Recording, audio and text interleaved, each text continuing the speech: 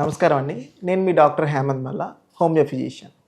ఈ వీడియోలో ఏంటంటే అండి, మనం సోరియాసిస్ వ్యాధి ఎలా వస్తుంది, ఏమేమి ఆహార పదార్థాలు తీసుకోవాలన్న దాని గురించి మనం మాట్లాడదాం. ముఖ్యంగా సోరియాసిస్ అంటే ఏంటి అని దాని గురించి మాట్లాడితే, సోరియాసిస్ అనేదండి ఆటో ఇమ్యూన్ డిజార్డర్. అంటే ఏమవుతుందంటే, మీ ఇమ్యూన్ సిస్టమే మీ బాడీ మీద ఓన్గా రియాక్ట్ అవుతుంది. అంటే బయట నుంచి ఏదైనా బ్యాక్టీరియల్ ఇన్ఫెక్షన్స్ కానీ, ఫంగల్ ఇన్ఫెక్షన్స్ కానీ ఏమైనా వస్తే అది బయటికి పంపించేయాలి. అలా కాకుండా మీ ఓన్ సెల్స్నే అది రియాక్ట్ చేస్తే దాన్ని ఆటో ఇమ్యూన్ డిజార్డర్స్ అంటారు. ఇది సోరియాసిస్ అనేది ఆటో ఇమ్యూన్ డిజార్డర్స్. అంటే మీ బాడీలో ఉండే ఓన్ సెల్స్నే అది రికగ్నైజ్ చేసుకుండా డ్యామేజ్ చేస్తూ ఉంటుంది. ఇది ఆటో ఇమ్యూన్ డిజార్డర్.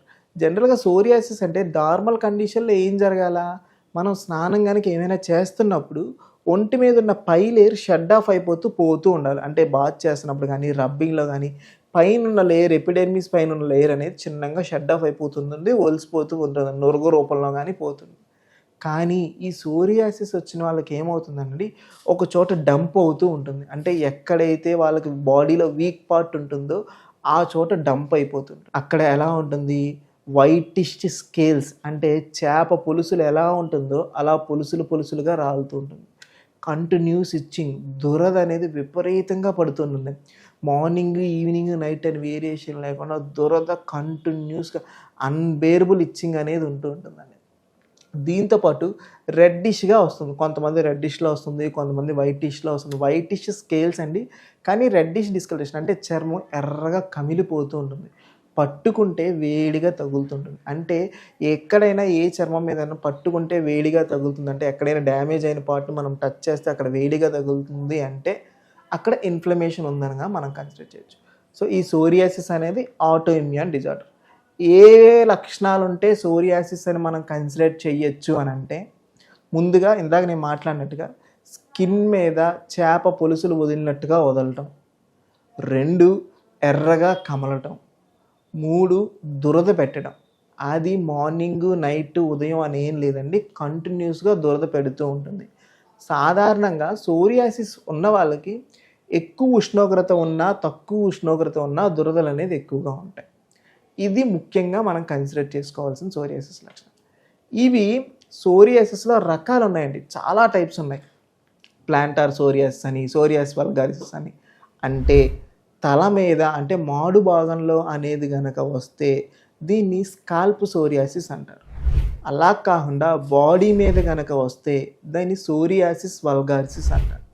లేదా పామ్స్, అంటే చేతుల మీద కానీ, అరిపాదాల మీద కానీ, అంటే పామ్స్ మీద కానీ, సోల్స్ మీద కానీ వస్తాయి ప్లామోపాంటార్ సోరియాసిస్, ప్లాంటార్ సోరియాసిస్ అని అంటారు.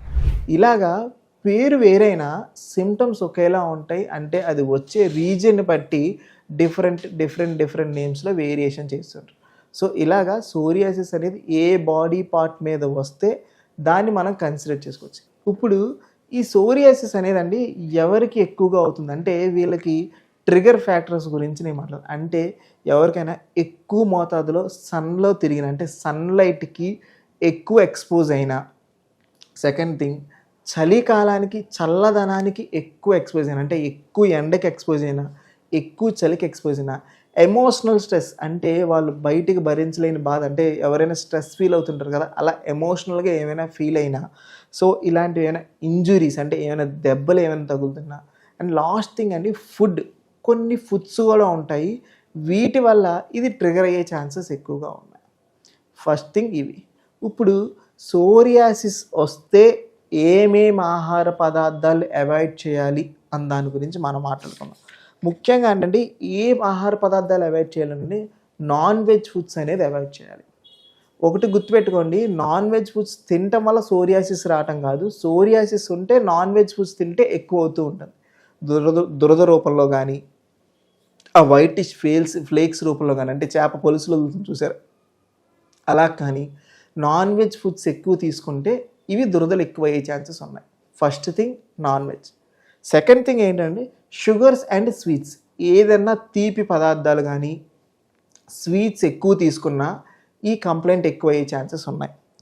Third thing dairy products. ఏదైనా పాలకు సంబంధించిన పాలు పదార్థాలు, ఏమైనా సీజన్ ప్రొడక్ట్స్ కానీ, అంటే మిల్క్, డైరీ ప్రొడక్ట్స్ కానీ ఇలాంటివి ఏమైనా తీసుకున్నా ఎక్కువ అయ్యే ఛాన్సెస్ ఉన్నాయి. అండ్ ఫైనల్ థింగ్ ఏంటంటే ప్రాసెస్డ్ ఫుడ్స్, జంక్ ఫుడ్స్ వల్ల ఎక్కువ అవుతుంది. సోరియాసిస్ ఉన్నవాళ్ళు ఈ ప్రాసెస్డ్ ఫుడ్స్, జంక్ ఫుడ్స్ పూర్తిగా అవాయిడ్ చేయాలి. ఎందుకు అవాయిడ్ చేయాలంటే ఈ ప్రాసెస్డ్ ఫుడ్స్, జంక్ ఫుడ్స్ తీసుకోవడం వల్ల దీనిలో ఏమవుతుందంటే బాడీలో ఆక్సిడేటివ్ స్ట్రెస్ అనేది పెరుగుతుంది. అంటే మనం ఏదైనా ఆహార పదార్థం తీసుకుంటే మన బాడీలో ఆక్సిడేషన్ రిడక్షన్ అని జరుగుతూ ఉంటాయి. అది జరిగినప్పుడు బయట నుంచి ఫ్రీ రాడికల్స్ అనేది రిలీజ్ అవుతూ ఉంటాయి. అంటే ఏదైనా బయట నుంచి ఫ్రీ రాడికల్స్ మన బ్లడ్లో జరుగుతూ ఉంటాయి. ఈ ఫ్రీ రాడికల్స్ అనేది ఎక్కువ మోతాదులో జరగకూడదండి. ఇది ఆరోగ్యానికి మంచిది కాదు. సో దీనివల్ల క్యాన్సర్ కానీ ఇలా రకరకాల జబ్బులకు వచ్చే అవకాశాలు ఎక్కువగా ఉంటాయి. ఈ ఫ్రీ రాడికల్స్ పెరగలేని ఫుడ్స్ మనం తీసుకుంటూ ఉండాలి. ఈ ప్రాసెస్డ్ ఫుడ్స్, జంక్ ఫుడ్స్ తీసుకుంటే బాడీలో ఫ్రీ రాడికల్స్ అనేది ఎక్కువగా పెరుగుతుంది. దీనివల్ల ఏమవుతుంది, సోరియాసిస్ పెరిగే అవకాశాలు ఎక్కువగా ఉంటాయి. అండ్ బెస్ట్ ఫుడ్స్, ఇప్పుడు సోరియాసిస్ గురించి నేను మాట్లాడాను. బెస్ట్ ఫుడ్ ఏంటండి, సోరియాసిస్ ఉంది అంటే బెస్ట్ ఫుడ్ ఏంటి, ఏ ఆహార పదార్థాలు తీసుకుంటే సోరియాసిస్ బెటర్గా రిజల్ట్ వస్తుంది దాని గురించి మనం మాట్లాడుతండి. ముఖ్యంగా మీరు తీసుకోవాల్సింది అంటే సాల్ట్ లెస్ ఫుడ్స్. ఆహార పదార్థాలను మీరు ఏం చేస్తారంటే అండి, ఉప్పు లేని ఆహార పదార్థాలు తీసుకోండి, ఉప్పు తగ్గించండి లేదా ఉప్పును పూర్తిగా మానేసేయండి. సెకండ్ థింగ్ ఏంటంటే ఏదైనా వండిన ఆహార పదార్థాలు కాకుండా ఏవైనా ఫ్రూట్స్ కానీ, వెజిటేబుల్స్ కానీ, అంటే ఏదైనా నేచురల్గా దొరికే ఫుడ్స్ ఏవైనా ఉంటే అవి ఎక్కువగా తీసుకోవడానికి చూడండి. అంటే నేచురల్గా దొరికే ఫుడ్స్ అంటే ఉడకని ఫుడ్స్ ఏవైనా తీసుకోవడానికి చూడండి. సో దాంతోపాటు కనుక మనం చూసుకుంటే లేదా పారాబాయిలింగ్ అంటే ఏంటంటే స్వీట్ కార్న్ కానీ ఆవిరి మీద ఉడికేవి, సో వెజిటేబుల్స్ కానీ కొన్ని ఆవిరి మీద ఉడికే ఫుడ్స్ మనం తీసుకుంటాం చూసారా, అలాగన్నా చూస్తూ ఉండండి. So first thing salt less foods, salt లేని ఆహార పదార్థాలు తీసుకోవాలి. రెండోది ఉడకని ఆహారాలు ఎక్కువగా తీసుకున్నారు లేదా తీసుకున్న పారాబాయిల్ ఫుడ్స్ అంటే ఆవిరి మీద ఉడికే ఆహార పదార్థాలు తీసుకోవడానికి ఉంటారు. ఈ ఫుడ్స్ అన్ని మాట్లాడండి.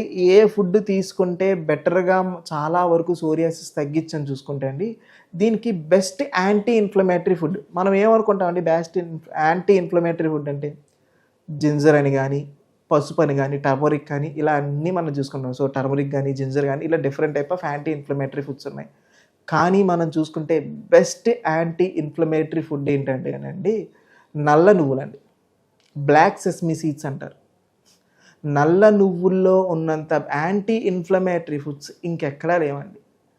సో మీకు ఇన్ఫ్లమేషన్ బాడీలో సోరియాసిస్ అంటే ఇన్ఫ్లమేషన్ ఎక్కువగా ఉంది. ఇన్ఫ్లమేషన్ తగ్గడానికి మీరు ఏం చేయాలి, యాంటీ ఇన్ఫ్లమేటరీ ఫుడ్స్ ఎక్కువగా మీరు తీసుకుంటున్నారు. యాంటీ ఇన్ఫ్లమేటరీ ఫుడ్స్ రిచ్ ఏమో ఉన్నాయి, అల్లంలో ఎక్కువగానే ఉంటుంది, సో పసుపులో ఎక్కువగానే ఉంటుంది, టర్మరిక్లో ఎక్కువగానే ఉంటుంది. వీటికన్నా ఎక్కువ మోతాదులో ఉంటుంది నల్ల జీలకర్ర. తీసుకునే ఆహార పదార్థాల్లో నల్ల జీలకర్ర ఆహార పదార్థాలు ఎక్కువగా తీసుకున్నారనుకోండి, మీ బాడీలో ఉన్న ఇన్ఫ్లమేషన్ రేట్ చాలా వరకు తగ్గుతుంది.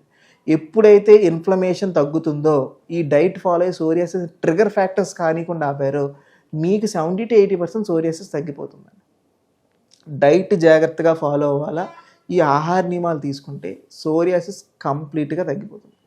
సెకండ్ థింగ్ ఏంటంటే ఈ సోరియాసిస్ తగ్గాలి అంటే పైన పూత పూసుకోవడానికి ఏమైనా ఉన్నాయా అండి, అంటే పైన బాగా ఇచ్చింగ్ స్కేల్స్ వస్తున్నాయి కదా, ఏమైనా ఉన్నాయా అంటే అండి ఎనీథింగ్ ప్లెయిన్ పెట్రోలియం జెల్లీ ఏమైనా ఉంటే రాసుకోండి. అంటే ఏదైనా ప్లెయిన్ పెట్రోలియం అంటే దానిలో సల్ఫేట్స్ ఉండకూడదు, అమోనియా ఉండకూడదు. అలాంటి ప్లెయిన్ పెట్రోలియం జెల్లీ ఏమైనా ఉంటే రాసుకోండి. లేదా హోమియోపతిక్ మెడికేషన్ వ్యాజిలిన్ ఏమైనా ఉన్నా రాసుకోండి. థర్డ్ థింగ్ లేదన్నా ఇప్పుడు మీరు దొరికే వ్యాజిలిన్లో కానీ లేదా ఆయిల్స్లో కానీ టీ ట్రీ ఆయిల్ అనేది దొరుకుతుంది.